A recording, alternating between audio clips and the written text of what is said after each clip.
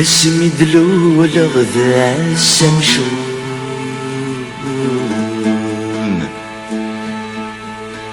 ذق فوسيد شمس اغل هموم لكن ورديتي خير مرامان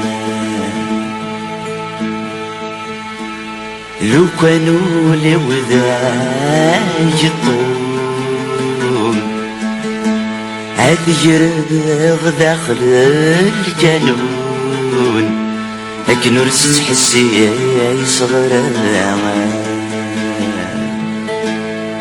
يميس الصورة ويجوم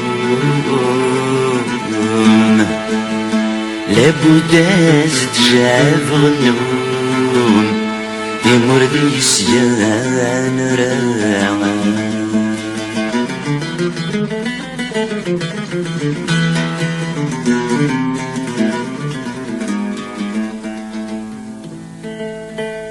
كل خميدي تمزيو خلص غوني نورد وغاو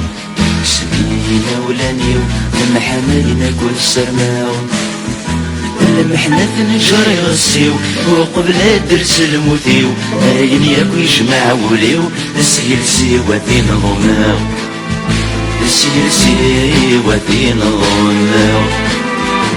مرزقين غاد سنسراو للعيدان بدا غروان الناس غاكون غفراو هاينا ولانا عزيزان إذا فاتنا راه نبداو خاص نمشي مرواناو ماشي ذود مسي روحاو عاد مليل متولن ون عاد مليل متولن ون يتعقل دمي نادي الورد الليل تام الطوثي والحلال ويسن كان مثل مثيل هذا سن يسخر بغل شغال هذا سن يعرف ووال تاقرا من يعقل تدر تدعش الغوري تدر تدعش الغوري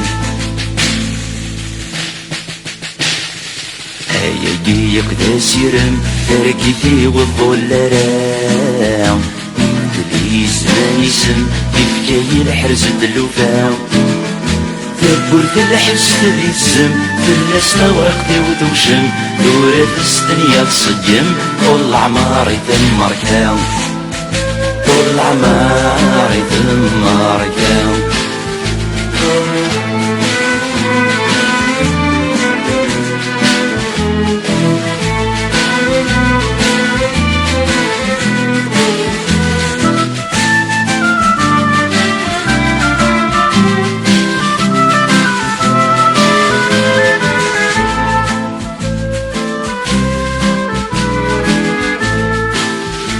Monsieur le Président,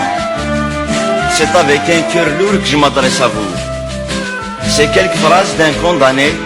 étancheront peut-être la soif de certains individus opprimés.